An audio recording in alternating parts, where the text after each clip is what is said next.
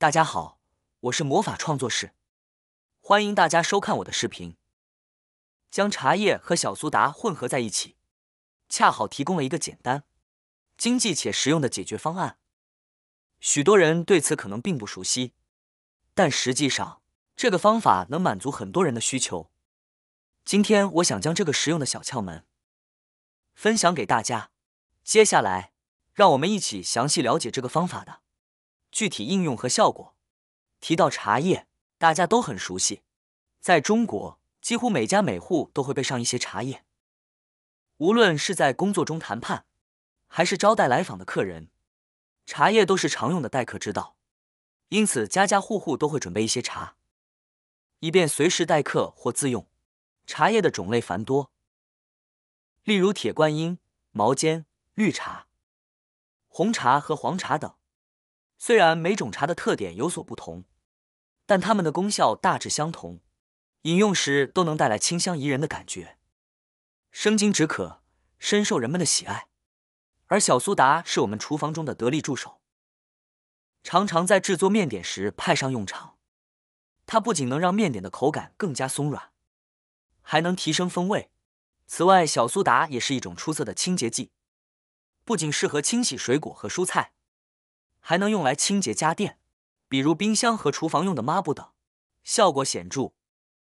今天我们尝试将茶叶与小苏打结合使用，这个独特的组合或许会带来意想不到的效果，值得大家一试。希望你能尝试这一小技巧，并把它收藏起来，享受更加便捷的厨房生活。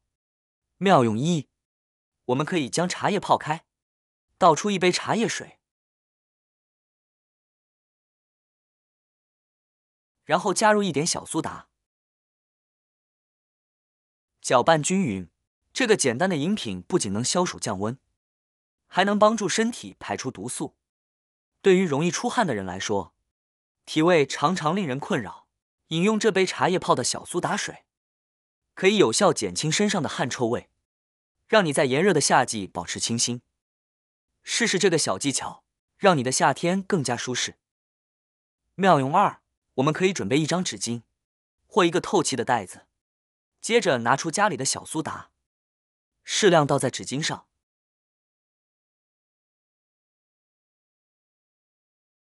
然后在小苏打上放一点茶叶。接下来将纸巾包裹起来，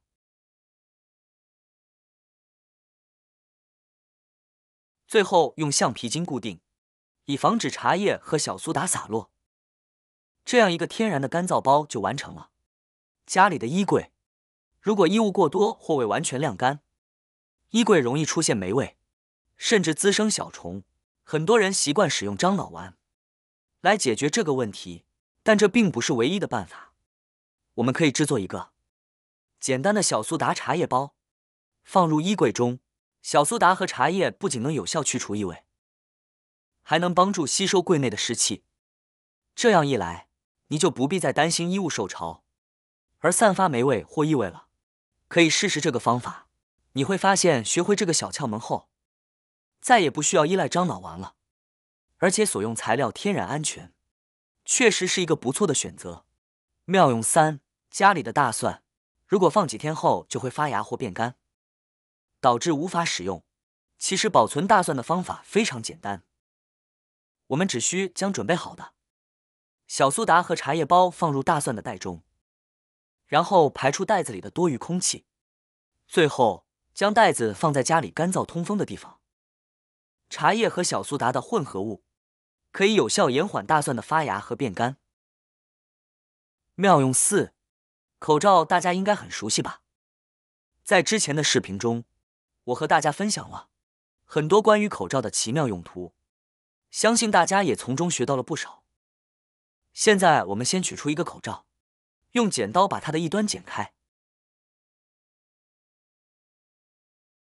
接下来将剪下的部分放在一旁，暂时不要丢掉，因为稍后还会用到。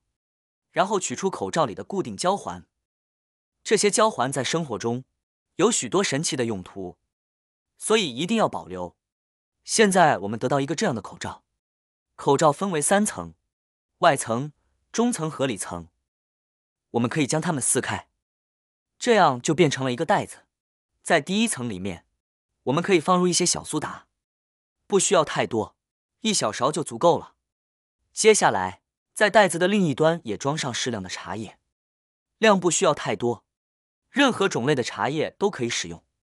茶叶中的鞣酸等成分具有一定的抗菌和除臭效果，同时茶叶也具有很强的吸附性，能够吸附异味分子，从而减轻其他空间中的异味。这种方法既天然又安全，还能散发出淡淡的茶香。现在我们把袋口扎紧，这样一个小苏打茶叶包就完成了。那么这个小苏打茶叶包在我们的生活中到底有什么作用呢？让我们继续往下看。许多家庭的毛巾通常放在卫生间里，但长期放置在卫生间内，毛巾容易产生怪味，闻起来非常难受。此外，在高温环境下，卫生间也容易散发异味。为了解决这个问题，我们可以放上一包小苏打茶叶包。这不仅能有效去除卫生间的异味，还能防止毛巾沾染异味。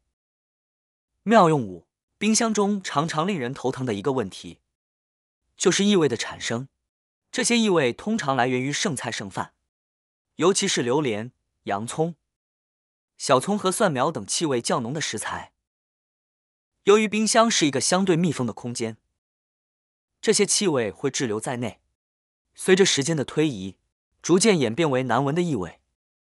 不仅如此，这些异味还可能影响到其他食物，导致它们也被污染，从而产生异味。这种情况不仅让冰箱的使用体验变差，更重要的是，食用被污染的食物可能会影响我们的身体健康。如果你也为冰箱的异味而烦恼，不妨试试这个方法。使用小苏打和茶叶包的组合，可以有效吸收异味，帮助保持冰箱的清新。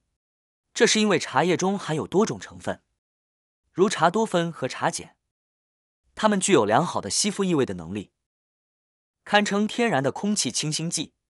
小苏打是一种化学性质活泼的物质，能够与酸性物质和碱性物质反应，因此小苏打可以与一些臭味气体发生反应，生成无味的二氧化碳等物质，从而有效去除异味。此外，茶叶本身散发着清香的味道，将一些茶叶放在冰箱中，不仅能减少异味，经过一段时间后，冰箱内还会留有自然的茶香味，实现一举两得的效果。关于茶叶和小苏打的小妙招，大家学会了吗？这些方法既简单又实用，值得一试。希望每个人都能够掌握这些技巧。你最想用哪个方法来解决家里的烦恼呢？好啦，今天的视频内容呢就分享完了。喜欢我的视频的朋友们，记得点赞、转发、分享哦。希望可以帮助到更多的朋友。